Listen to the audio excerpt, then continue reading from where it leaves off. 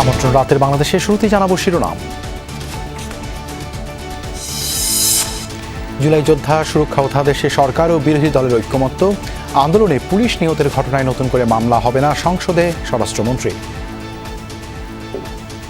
গণ অভ্যুত্থানের সময় রাজপথে অভ্যুত্থানকারী আন্দোলনকারীদের বিরুদ্ধে যারা হানাদার বাহিনীর মতো ঝাঁপিয়ে পড়ে হত্যাযজ্ঞ চালিয়েছে, ম্যাসাকার করেছে, গণহত্যা করেছে, তারা প্রাণ হারিয়েছে, কেউ কেউ আহত হয়েছে, কিন্তু সেটা যুদ্ধের ময়দানে ফয়সালা হয়ে গেছে। ফিলিং স্টেশনে যানবাহনের দীর্ঘ সারি, সংকটের অভিযোগ গ্রাহকদের।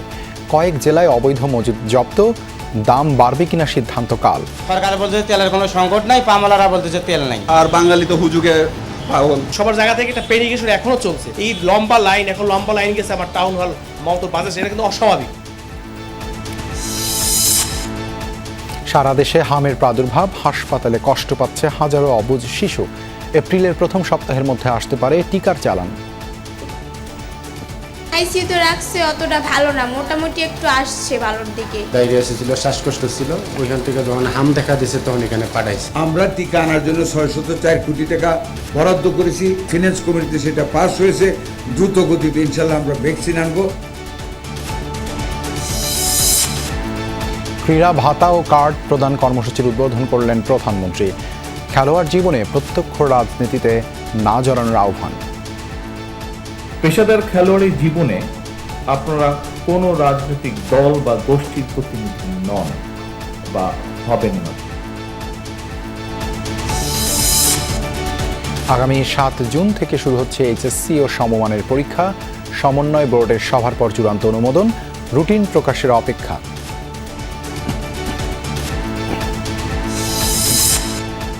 এছাড়াও রাতের বাংলাদেশে থাকছে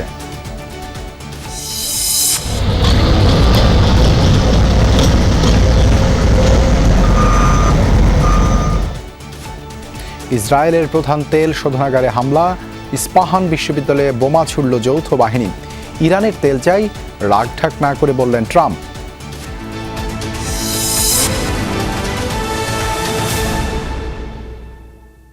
এতক্ষণ শিরোনাম দেখছিলেন, আপনাদের সঙ্গে আছি আমি দেবাশিস রঞ্জন সরকার।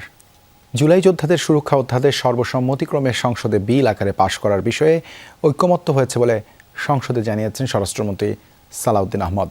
গণ অভ্যুত্থানের সময় পুলিশ হত্যার বিষয়টি এরই মধ্যে ফয়সালা হয়ে গেছে বলেও জানান তিনি। আর জ্বালানি পরিস্থিতি, সরকারের প্রস্তুতি পরিকল্পনা সংসদে তুলে ধরে জ্বালানি মন্ত্রী। তিনি বলেন, জনগণের মধ্যে আতঙ্ক অনর্থক জটিল করে তুলছে জ্বালানি পরিস্থিতি। সম্ভাব্য চাহিদার চেয়েও বেশি প্রস্তুতি আছে সরকারের। তিনি বলেন, জ্বালানি ঘাটতির চেয়ে মজুদের মানসিকতাই এখন সবচেয়ে বড় সমস্যা। দিনের কার্যসূচি অনুযায়ী এখন প্রশ্ন জিজ্ঞাসা। সংসদ অধিবেশনের আজকের কার্যসূচির শুরুতে প্রশ্ন জিজ্ঞাসা ও উত্তর।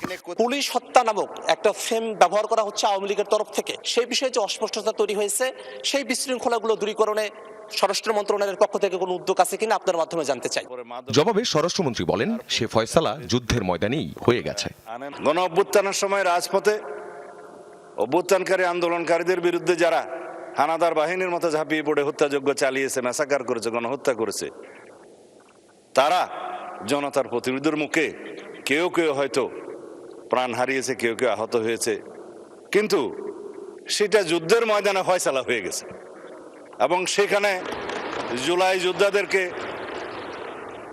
সুরক্ষা দেওয়ার জন্য যে অধ্যাদেশ জারি করা হয়েছে, সেই বিষয়ে আমরা এই অধ্যাদেশটি এখানে গ্রহণ করার জন্য সবাই সর্বসম্মত হয়েছি। স্বতন্ত্র সংসদ সদস্য রুমিন ফারহানার প্রশ্ন মব কালচার নিয়ে। বিস্তারিত পরিসংখ্যানও তুলে ধরেন তিনি। যেহেতু একটা খারাপ কালচার বাংলাদেশে শুরু হয়েছে এবং আমি নিজেও 21শে ফেব্রুয়ারি সেটার একজন ভুক্তভোগী। জবাবে স্বরাষ্ট্রমন্ত্রী বলেন, দাবি আদায়ের নামে কোনো মবের সুযোগ দেবে না এই সরকার। রাস্তাতে যে কোনো দাবি নিয়ে সড়ক অবরোধ করে দাবি আদায়ের যে প্রবণতা ইন্টারিম গভর্নমেন্টের সময় দেখা গিয়েছে, ক্ষেত্র বিশেষে সেই গভর্নমেন্টের দুর্বলতার কারণে ইন্সপায়ার্ড হয়েছে, সেটাকে আমরা আর কখনো অ্যালাউ করব না। 300 বক্তব্য দেন জ্বালানি মন্ত্রী, তুলে ধরেন জ্বালানি পরিস্থিতি, সরকারের প্রস্তুতি পরিকল্পনা। সংসদকে তিনি জানান, 17 ফেব্রুয়ারি সরকার শপথ নেয়ার সময় ডিজেলের মজুদ ছিল 2,06,000 মেট্রিক টন। 30 মার্চ এ মজুদ এখন 2,18,000 মেট্রিক টন। 41 দিনে ডিজেল বিক্রি হয়েছে 4,82,000 মেট্রিক টন। এপ্রিলে মাসে 50,000 মেট্রিক টন অকটেন আমদানি করা হবে। দেশের উৎস থেকে পাওয়া যাবে 30,000 মেট্রিক টন।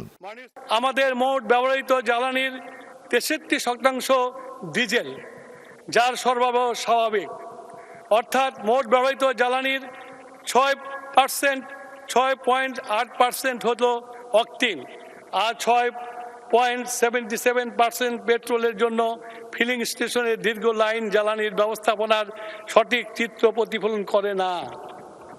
এখানে প্রয়োজনীয় জ্বালানি সংগ্রহের মাধ্যমে মজুদ প্রবণতা থাকায় সংকট কৃত্রিমভাবে তৈরি হয়েছে। এই সংকট উত্তরণে সরকার সচেষ্ট রয়েছে তারেক রহমান সাহেবের নেতৃত্বে। মধ্যপ্রাচ্য পরিস্থিতিতে জ্বালানি সংকট ও প্রবাসীদের নিরাপত্তা নিয়ে করা প্রশ্নের জবাবে পররাষ্ট্র প্রতিমন্ত্রী জানান, বিদেশে বাংলাদেশের প্রত্যেক প্রবাসীর নিরাপত্তা নিশ্চিত করতে কাজ করছে মিশনগুলো। জ্বালানির বিকল্প উৎস নিয়েও সংসদকে জানান তিনি।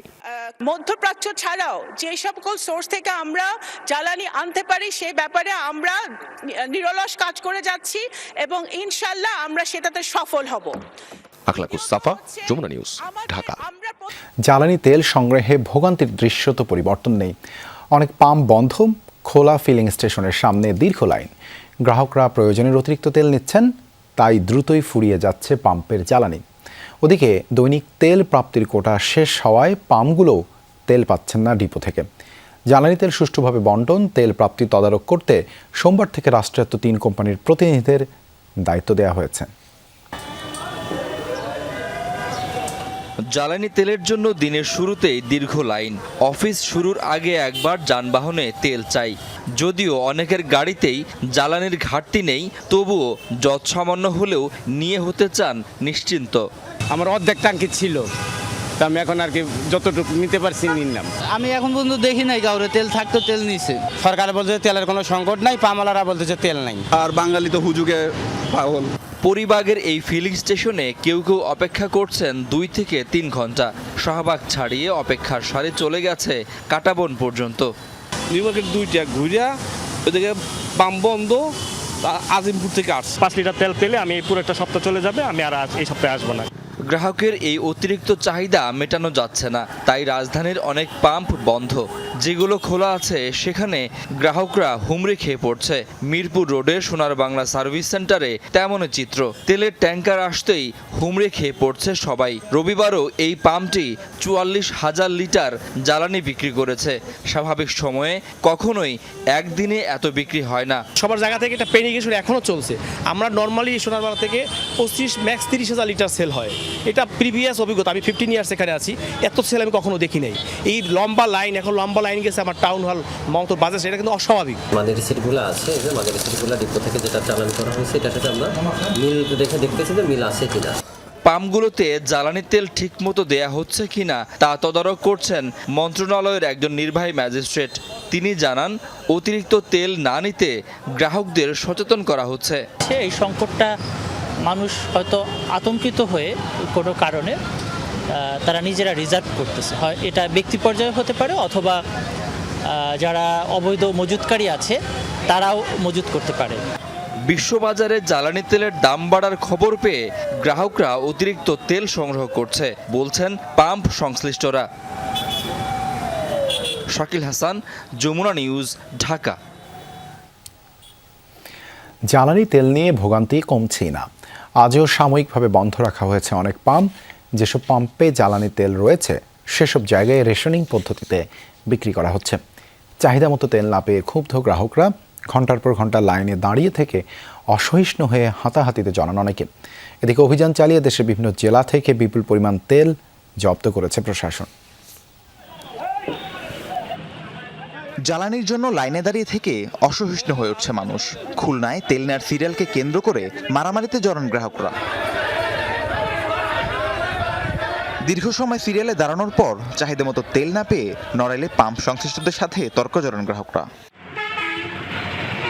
মোটরসাইকেল চালকদের এই দীর্ঘ সারি ঝিনাইদহে। কেউ জানে না লাইনের শেষ কোথায় বা কখন নাগাদ মিলবে কাঙ্ক্ষিত তেল। তেলের জন্য এমন হাহাকার দেশের প্রায় প্রতিটি জেলাতেই। আমরা ভোর 5:30টার সময় আসছি। যখন আসি তখন আমাদের সিরিয়াল ছিল 355। তো গত 9.5 ঘন্টা 8 ঘন্টায় আমরা শুধুমাত্র পাম্পের থেকে হয়তো 100 মিটার আসছে, মানে আর আসছে। বাসে তেলের জন্য দাঁড়িয়ে আছি। এখন কিন্তু এখানে ওই আপনার পলিটেকনিক কলেজের সামনে ছিলাম। কত গাড়ি সব ঢুকে জ্বালানি নিয়ে নৈরাজ্য বন্ধে মাঠে সরব রয়েছে প্রশাসন। চট্টগ্রামে হালি শহরে বন্ধ রাখা ফিলিং স্টেশন থেকে উদ্ধার করা হয় 15,000 লিটার তেল। সীতাকুণ্ডে অভিযান চালিয়ে 25,000 লিটার তেল উদ্ধার করা হয়।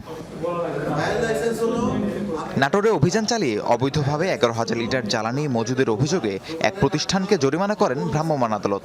সাতক্ষীরা থেকেও উদ্ধার করা হয় 7,000 লিটার তেল। এদিকে চুয়াডাঙ্গায় জেলা প্রশাসন কার্যালয়ে সকাল থেকে শুরু হয় ফুয়েল কার্ড বিতরণ। রাহিম সারোয়ার, যমুনা নিউজ। বিশ্ববাজারের সাথে সঙ্গতি রেখে প্রতি মাসের মতো জ্বালানি তেলের নতুন দাম নির্ধারিত হচ্ছে আগামীকাল। তবে উদ্ভূত পরিস্থিতি বিবেচনা করেই সরকার চূড়ান্ত সিদ্ধান্ত নেবে বলে জানিয়েছে জ্বালানি বিভাগ। বিশেষজ্ঞরা বলছেন, ডিজেলের দাম বাড়লে তার প্রভাব হবে বহুমুখী। তবে অকটেন সহ অন্যান্য তেলের দাম বাড়ানোর পক্ষে তারা। আর চলমান সংকটকে মজুতদারির ফল উল্লেখ করে তা বন্ধ হয়ে সরকার কঠোর অবস্থানে যাচ্ছে বলেও ব্রিফিংয়ে জানিয়েছে মন্ত্রণালয়। গেল আওয়ামী লীগ সরকারের সময় থেকেই প্রতি মাসের শেষ দিনে ঘোষণা করা হয় জ্বালানি তেলের নতুন দাম। মূলত আন্তর্জাতিক বাজার থেকে কেনা দামের সাথে পরিবহন খরচ ও অন্যান্য খাত হিসেব করে নির্বাহী আদেশে তা বাড়ানো বা কমানো হয়।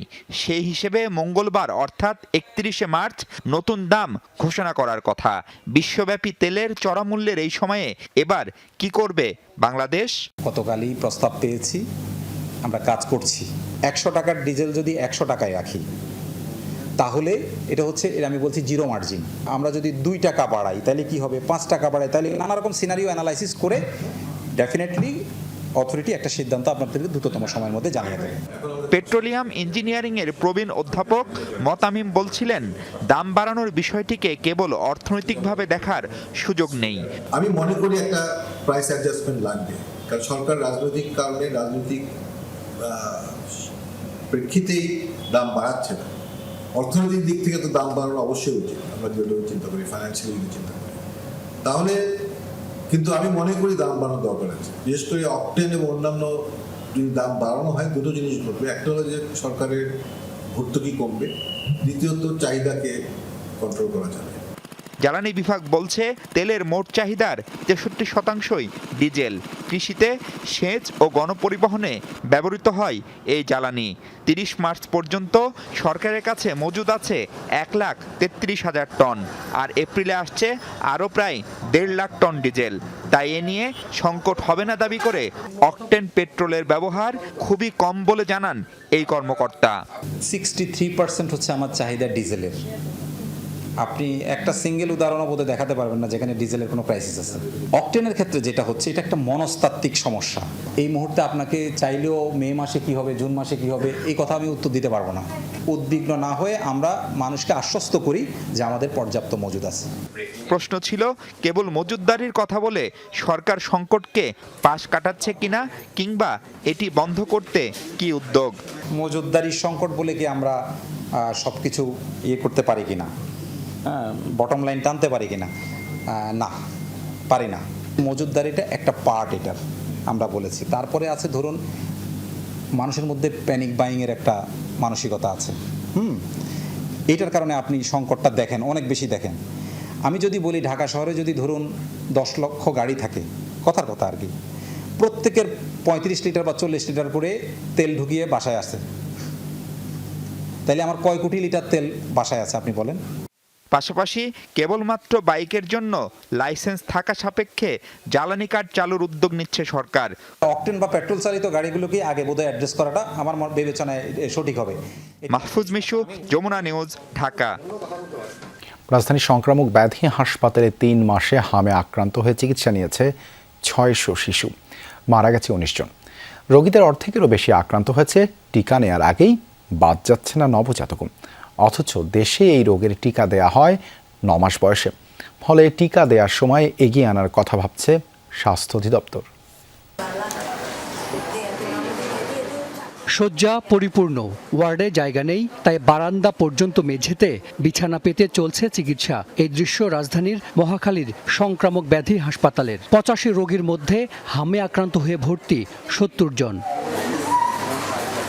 জানুয়ারি থেকে এ পর্যন্ত এই হাসপাতালে হাম নিয়ে ভর্তি হয় প্রায় 600 রোগী।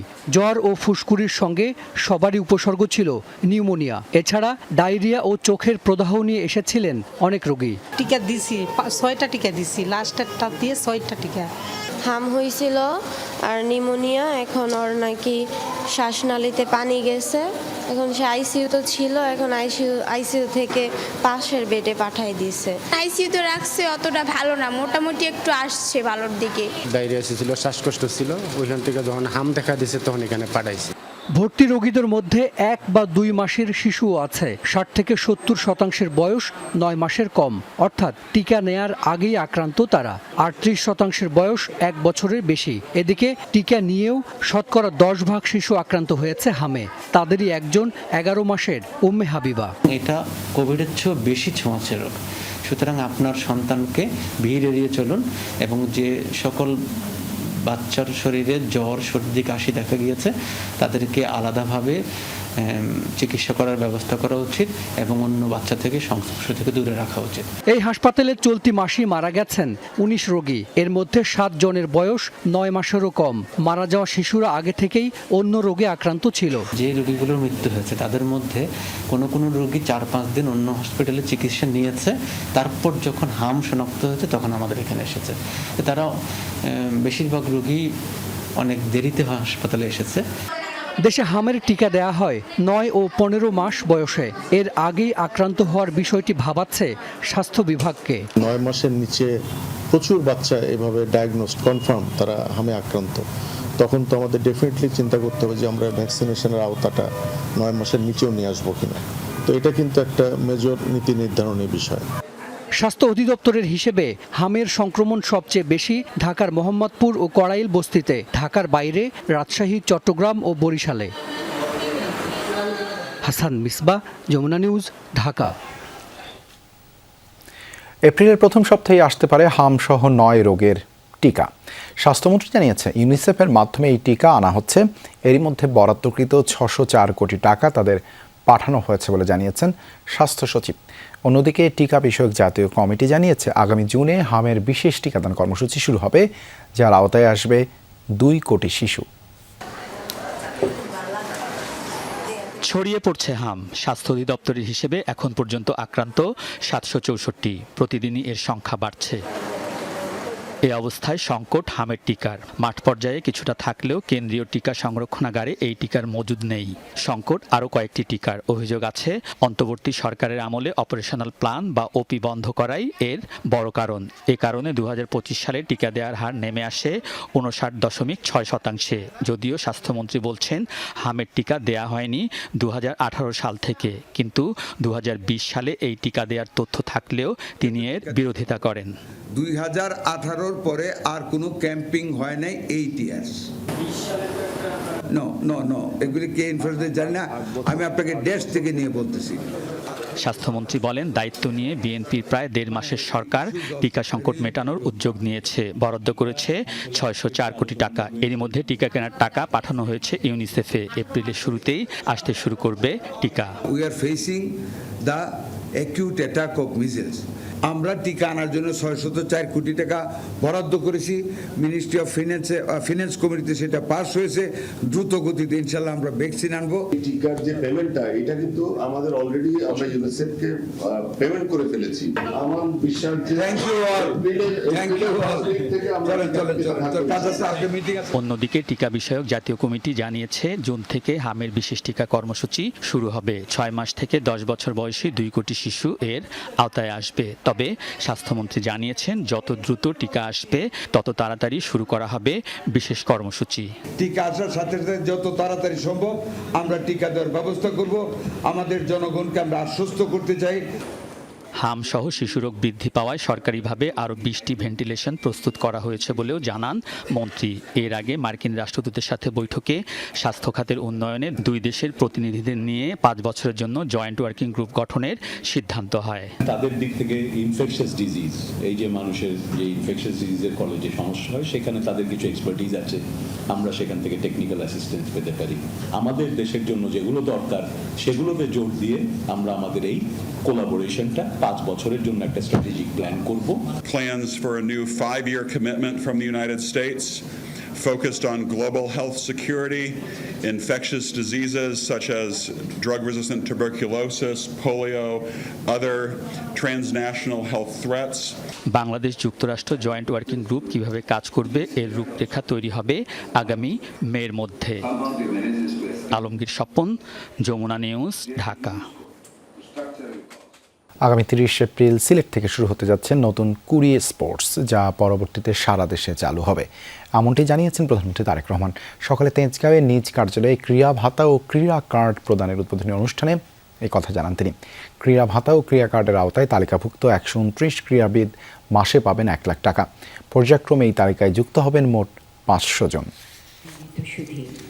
এই অনুষ্ঠানে প্রধানমন্ত্রীর কার্যালয়ের শাপলা হলে সকালে ছিল জাতীয় ক্রীড়াবিদদের ক্রীড়া ভাতা, ক্রীড়া কার্ড প্রদান এবং সম্মাননা প্রদান অনুষ্ঠান, যা উদ্বোধন করেন প্রধানমন্ত্রী তারেক রহমান। অনুষ্ঠানে দেশে বিদেশে বিভিন্ন ক্রীড়ায় সাফল্য অর্জনকারী ক্রীড়াবিদ ও স্বর্ণপদক জয়ীদের হাতে সম্মাননা তুলে দেন সরকার প্রধান। থাইল্যান্ডে অনুষ্ঠিত প্রথম সাউথ এশিয়ান।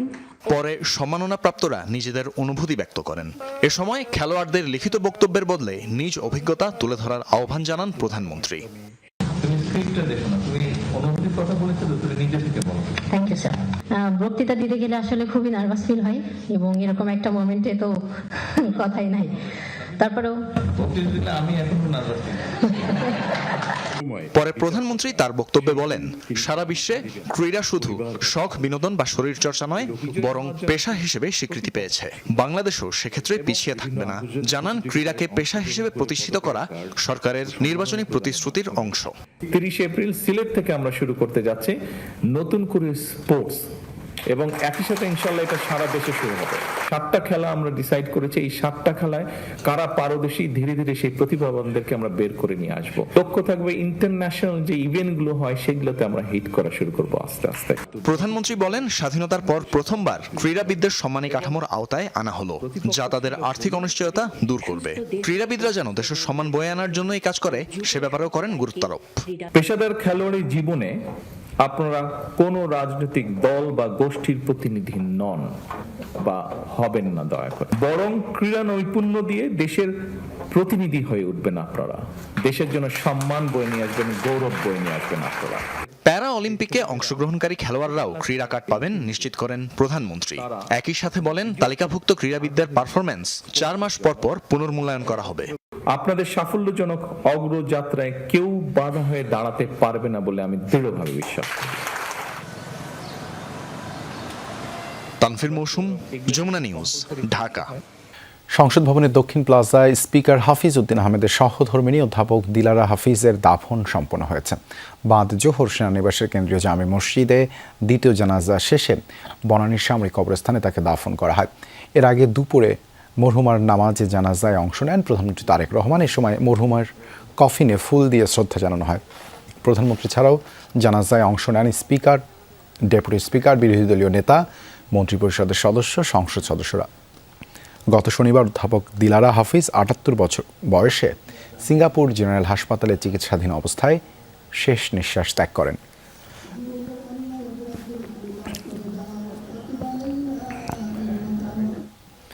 জাতীয় সংসদের সাউন্ড সিস্টেম নিয়ে 5 আগস্ট বা পরে নাশকতা হতে পারে বলে অভিযোগ করেছেন সরকার দলীয় চিফ হুইপ নুরুল ইসলাম মনি। ঘটনা খতিয়ে দেখতে সংসদীয় দলের করা তদন্ত কমিটি আগামী 2 এপ্রিল প্রতিবেদন জমা দেবে। দুপুরে জাতীয় সংসদের ক্যাবিনেট কক্ষে 11 সদস্য বিশিষ্ট সংসদ কমিটির দ্বিতীয় বৈঠক অনুষ্ঠিত হয়। পরে সাংবাদিকদের চিফ হুইপ জানান, 10 এপ্রিলের মধ্যে সংসদ সদস্যদের বাসা বরাদ্দের কাজ শেষ করা হবে। এখন নিরাপত্তা, আসবাবপত্র সহ প্রয়োজনীয় কেনাকাটা করা হচ্ছে। তিনি জানান, সময় সাপেক্ষ হওয়া সংসদের বর্তমান সাউন্ড সিস্টেম পরিবর্তনের চাইতে বিদ্যমান অবস্থার উন্নতির চেষ্টা করা হচ্ছে। এ সময় সংসদ এলাকায় পানি সরবরাহের জন্য পাম্প স্থাপন, হাসপাতাল নির্মাণ ও আইসিইউ সম্বলিত এয়ার অ্যাম্বুলেন্সের জন্য সংসদ নেতার কাছে দাবি জানানো হবে বলেও জানান তিনি। সংসদ অধিবেশনের বিরোধী দলের সময় তাদের হুইপ রায় নির্ধারণ করেন বলেও জানান সরকারি দলের এই চিফ হুইপ। নাশকতাটা হয়েছে 5ই আগস্ট অথবা এরকম সময়ের ঘিরে, এরপরে পরবর্তীতে নাশকতা হয়েছে এখানে কিছু লোক হয়তো থাকতে পারে, যারা থাকতে পারে অথবা নাও থাকতে পারে, যারা থাকতে পারে তারা কিছু কার্যক্রম করেছে বলে আমরা ধারণা করি। কারণ সাউন্ড সিস্টেমটা একেবারেই ডাউন হয়ে যাবে ফার্স্ট সেশনের দিনে, এবং মাননীয় স্পিকারের একটা হ্যান্ডমাইক নিয়ে কথা বলতে হবে, এরকম পরিস্থিতি সংসদে হওয়ার কথা না। 10ই এপ্রিলের মধ্যে আমরা এমপি সাহেবদের বাসা দেওয়ার জন্য আপ্রাণ চেষ্টা করছি যাতে দিতে পারি। চলতি বছরের এইচএসসি ও সমমানের পরীক্ষা আগামী 7 জুন থেকে শুরুর সিদ্ধান্ত নিয়েছে আন্তঃশিক্ষা সমন্বয় বোর্ড। শিক্ষা এবং প্রাথমিক ও গণশিক্ষা মন্ত্রী ডক্টর আ.ন.ম এহসানুল হক মিলনের চূড়ান্ত অনুমোদনের পর এই বিষয়ে বিজ্ঞপ্তি জারি করা হবে। রবিবার দুপুরে শিক্ষা মন্ত্রণালয়ের মাধ্যমিক ও উচ্চশিক্ষা বিভাগের সভাকক্ষে বোর্ড চেয়ারম্যানদের সভায় প্রাথমিকভাবে এই সিদ্ধান্ত নেওয়া হয়।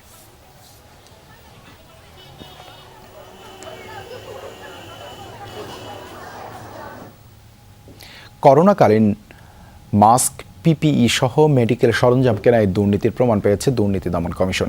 এই অভিযোগে সাবেক স্বাস্থ্যমন্ত্রী জাহিদ মালেক, স্বাস্থ্য অধিদপ্তরের সাবেক অতিরিক্ত ডিজি ডক্টর নাসিমা সুলতানা সহ 13 জনকে অভিযুক্ত করে 6টি মামলার সুপারিশ করেছে দুদকের তদন্তকারী দল। করোনাকালীন সময়ে অনিয়ম দুর্নীতির মাধ্যমে নিম্নমানের মাস্ক, পিপিই সহ মেডিকেল সরঞ্জাম কেনা হয়, সরবরাহ করা হয় বিভিন্ন হাসপাতালে। প্রাথমিক অনুসন্ধানে কোভিড-19 ইমার্জেন্সি রেসপন্স অ্যান্ড প্যান্ডামিক ও ইআরপিপি প্রকল্পে প্রায় 15 কোটি টাকা আত্মসাতের প্রমাণ পেয়েছে দুদক।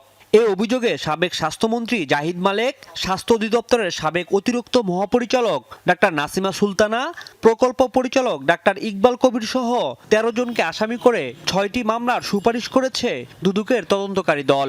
পরস্পর যোগসাজশে বিভিন্ন অনিয়ম ও দুর্নীতির মাধ্যমে কোভিড-19 চিকিৎসার সামগ্রী, নিম্নমানের চিকিৎসা সামগ্রী ক্রয় সংক্রান্ত যে অভিযোগগুলো ছিল তার অনুসন্ধান সম্পন্ন করে অনুসন্ধানকারী কর্মকর্তাগণ তাদের অনুসন্ধান প্রতিবেদন কমিশনে দাখিল করেছেন। হয়তো পরবর্তী কমিশন আসলে এটা কমিশনে উত্থাপন করা হবে। এছাড়া প্রায় 1.5 কোটি টাকার অবৈধ সম্পদ অর্জনের প্রমাণ পাওয়ায় ডিপিডিসির প্রশাসন শাখার সাবেক ব্যবস্থাপক হুজ্জাতুল্লাহ এবং তার স্ত্রী মাহমুদা খাতুনের বিরুদ্ধে দুদকের চার্জশিটও দেওয়া হয়েছে। জ্ঞাত বহির্ভূত সম্পদ অর্জনের অভিযোগে মামলা, এই মামলায় কমিশন হুজ্জাতুল্লাহর স্ত্রী মাহমুদা খাতুন এবং হুজ্জাতুল্লাহর নামে চার্জশিটের অনুমোদন দিয়েছেন। রাজীব আহমেদ, যমুনা নিউজ, ঢাকা। হবিগঞ্জের লাখাইয়ে দোকানের বাকির টাকা নিয়ে দুপক্ষের মধ্যে তুমুল সংঘর্ষ হয়েছে, এতে আহত হয়েছেন অন্তত 30 জন। দুপুরে উপজেলার মুরিয়াউক ইউনিয়নের সুনেশ্বর গ্রামে এই ঘটনা ঘটে। পুলিশ ও স্থানীয়রা জানায় 2 দিন আগে গ্রামের জালাল মিয়ার দোকান থেকে এলাকার রসম আলী বাকিতে পণ্য কেনেন। পরে দোকানদার পাওনা টাকা চাইলে দুজনের মধ্যে বাকবিতণ্ডা হয়। দোকানদারের দাবি তার পাওনা 185 টাকা আর রসম আলীর দাবি মাত্র 30 টাকা দেনা আছে তার। এ নিয়ে দুপক্ষের লোকজনের মধ্যে উত্তেজনা ছড়ায়। এক পর্যায়ে দেশীয় অস্ত্র নিয়ে সংঘর্ষে জড়ায় তারা। খবর পেয়ে পুলিশ গিয়ে পরিস্থিতি নিয়ন্ত্রণে আনে। আহতদের লাখাই উপজেলা স্বাস্থ্য কমপ্লেক্স সহ বিভিন্ন হাসপাতালে ভর্তি করা হয়েছে। এলাকায় মোতায়েন রয়েছে অতিরিক্ত পুলিশ।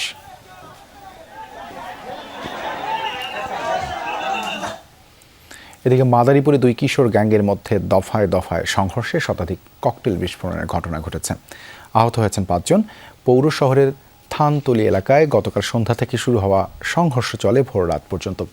স্থানীয়রা জানান, গত শনিবার একটি বিয়ের অনুষ্ঠানে চেয়ার নিয়ে বসাকে কেন্দ্র করে থানতলি এলাকার আকিব ও পাকদি এলাকার মঈন মুন্সির মধ্যে বাকবিতণ্ডা হয়। উপস্থিত অতিথিরা বিষয়টি মীমাংসাও করে দেন। তবে এর জেরে রোববার সন্ধ্যায় সংঘর্ষে জড়ায় আকিব ও মঈন গ্রুপ। খবর পেয়ে ঘটনাস্থলে যায় পুলিশ, টিয়ার শেল ছুড়ে নিয়ন্ত্রণে আনে পরিস্থিতি। পরে আবারও মারামারিতে জড়ায় তারা। পাকদি এলাকায় অন্তত 15টি বসত ঘরে ভাঙচুর চালানো হয়।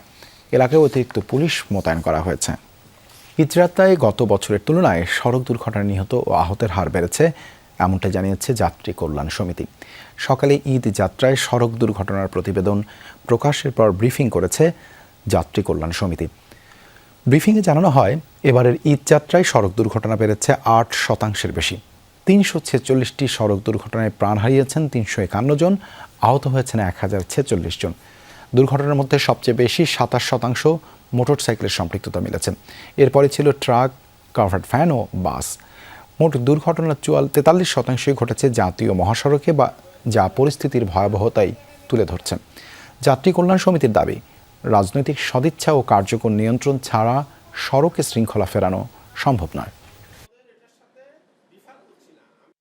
নিহতের সংখ্যা যেটা বলছি, এটার সঙ্গে বাস্তবের সাথে আকাশ পাতাল ফারাক আছে, আমি এই প্রতিবেদনে বলছি। মোটরসাইকেল ও ব্যাটারি চালিত রিক্সা আমদানি এবং নিবন্ধন বন্ধ করা, পর্যাপ্ত পরিমাণে আলোকসজ্জার ব্যবস্থা করা, পরিবহন সেক্টরে সুশাসন প্রতিষ্ঠা করা, মালিক সমিতির একচেটিয়া নিয়ন্ত্রণ বন্ধ করা, সড়কে চাঁদাবাজি বন্ধ করা, চালকদের বেতন এবং কর্মঘণ্টা সুনিশ্চিত করা। মালিক সমিতি বেষ্টিত যতদিন সরকার থাকবে ততদিন সরকার বিব্রত হতে থাকবে।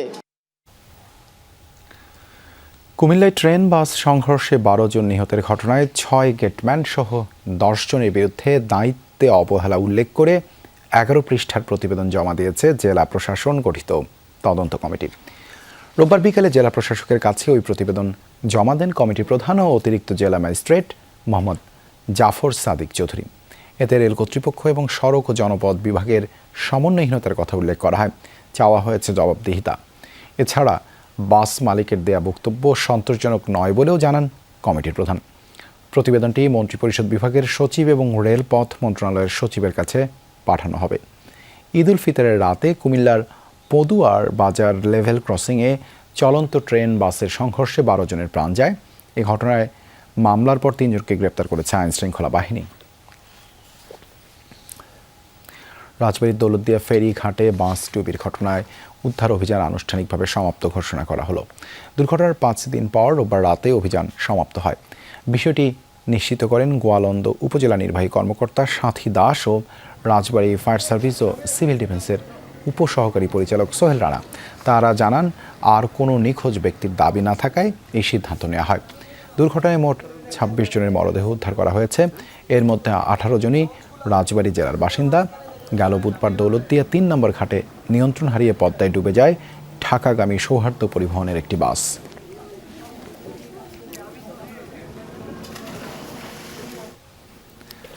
আড়াই হাজার গ্রাহকের প্রায় ১০ কোটি টাকা নিয়ে লাপাত্তা কক্সবাজারের চকরিয়ার এক মাল্টিপারপাস কোম্পানি। ৪ মাস ধরে তালাবদ্ধ অফিস, জমা রাখা টাকা ফেরত চেয়ে আজ বিক্ষোভ করেছেন প্রতারিত গ্রাহকরা।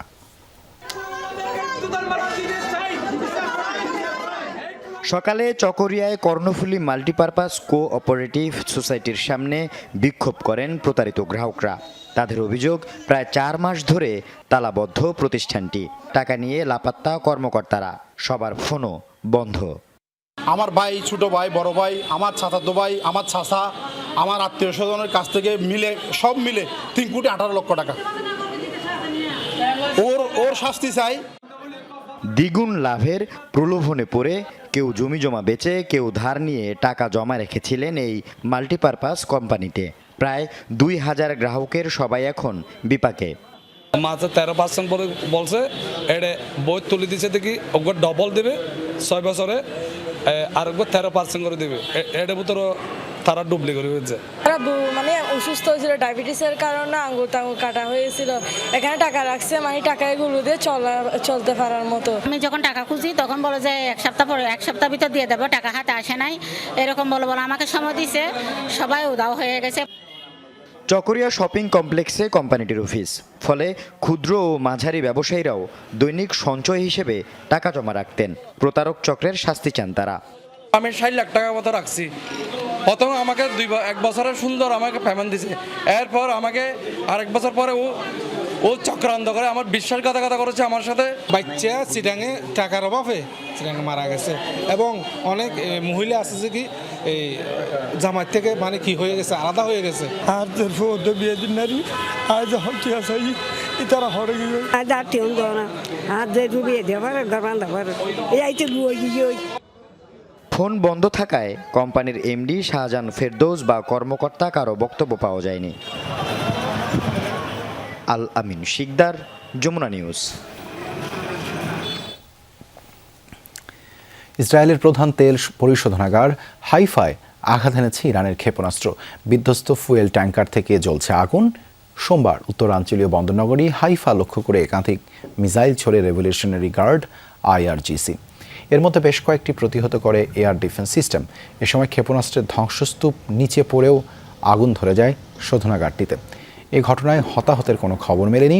স্থাপনাটির কার্যক্রম স্বাভাবিক আছে কিনা তাও এখনও নিশ্চিত হওয়া যায়নি। এর আগে ইরানের ইস্পাহান বিশ্ববিদ্যালয় ও তেহরানের বিভিন্ন আবাসিক এলাকা লক্ষ্য করে ব্যাপক হামলা চালায় মার্কিন বাহিনী। তাবরিজে হামলার শিকার হয় পেট্রোকেমিক্যাল প্ল্যান্ট। বৈদ্যুতিক স্থাপনায় হামলার কারণে বিদ্যুৎ বিচ্ছিন্ন তেহরানের বিশাল এলাকা। আক্রান্ত দেশটির আরও কিছু শহর। সিরিজ বিস্ফোরণ হয়েছে বন্দর আব্বাসেও। কোনো রাগঠাক না করেই ইরানের জ্বালানি সম্পদ দখলের ঘোষণা দিলেন মার্কিন প্রেসিডেন্ট ডোনাল্ড ট্রাম্প। আন্তর্জাতিক গণমাধ্যম ফিনান্সিয়াল টাইমসকে দেয়া সাক্ষাৎকারে মার্কিন প্রেসিডেন্ট বলেন, ইরানের জ্বালানি সম্পদ দখলের পরিকল্পনা রয়েছে তার। এর পাশাপাশি খার্ক দ্বীপের নিয়ন্ত্রণও নিতে চান তিনি।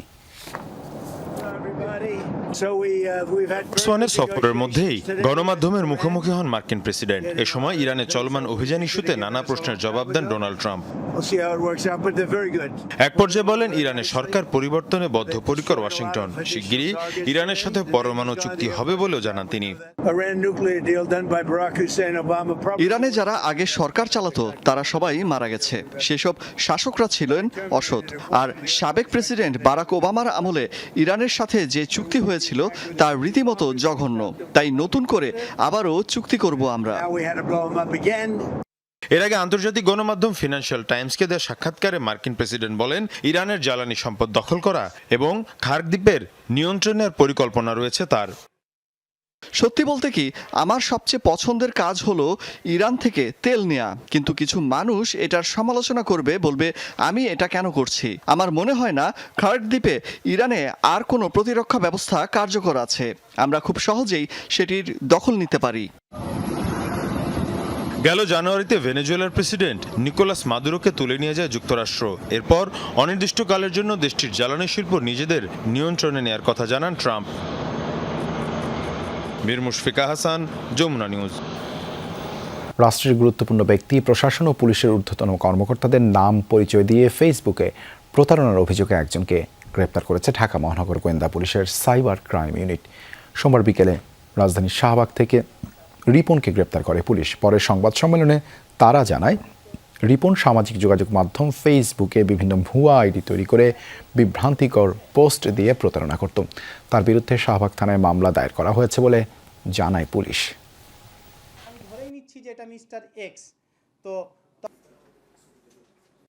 ভার্চুয়াল ওয়ার্ল্ডটা হয়ে গেছে ওপেন ওয়ার্ল্ড। এই জায়গাতে আপনি অনেক কিছু চাইলেও কন্ট্রোল করতে পারেন না। এই জন্য আমাদের একই সাথে আমাদের রাষ্ট্রীয় উদ্যোগ থেকে, আমাদের পুলিশের উদ্যোগ থেকে এবং সিভিল সোসাইটি থেকে, সাংবাদিকদের পক্ষ থেকে এবং অন্যান্য যারা স্টেক হোল্ডার আছে সবার পক্ষ থেকে এটার সচেতনতার কোনো বিকল্প নাই। এশিয়ান কাপ বাছাইয়ের খবর। সি গ্রুপে নিজেদের শেষ ম্যাচে শক্তিশালী সিঙ্গাপুরের বিপক্ষে মঙ্গলবার মাঠে নামছে বাংলাদেশ। ম্যাচটি মাঠে গড়াবে বাংলাদেশ সময় সন্ধ্যা 6টায়। এশিয়ান কাপের শেষটা জয় দিয়েই রাঙাতে চায় লাল সবুজের প্রতিনিধিরা। শেষ ম্যাচের প্রতিপক্ষ শক্তিশালী সিঙ্গাপুর। তবে লক্ষ্য গ্রুপ পর্বের শেষ ম্যাচে পূর্ণ 3 পয়েন্ট। প্রতিপক্ষ নিজেদের মাঠে যতটা শক্তিশালী, বাংলাদেশ ততটাই মরিয়া। কারণ সি গ্রুপের শীর্ষে থাকা সিঙ্গাপুরের বিপক্ষে প্রথম লেগে ঘরের মাঠে হারের প্রতিশোধ নেওয়ার মঞ্চ এটি। তবে কার্ড ইস্যুতে ডিফেন্সের অতন্দ্র প্রহরী তপু বর্মন আর মাঝমাঠের প্রাণভোমরা রাকিব হোসেনকে ছাড়াই নামতে হচ্ছে জামাল ভূঁইয়াদের। ইনজুরি কাটিয়ে দলে ফিরছেন ফয়সাল আহমেদ ফাহিম আর কাজিম শাকির মানি। হংকংকে টপকে টেবিলের দ্বিতীয় স্থানে উঠতে হলে জয়ের কোনো বিকল্প নেই।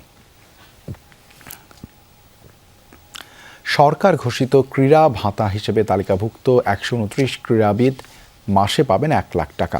পর্যায়ক্রমে এই তালিকায় যুক্ত হবেন মোট 500 জন। পাশাপাশি ক্রীড়া কার্ডের মাধ্যমে আন্তর্জাতিক মানের প্রশিক্ষণ, পুনর্বাসন সহ থাকছে নানা সুযোগ সুবিধা। সরকারের এমন পদক্ষেপে দেশের ক্রীড়াঙ্গনে সুস্থ প্রতিযোগিতা তৈরি হবে, দাবি খেলোয়াড়দের।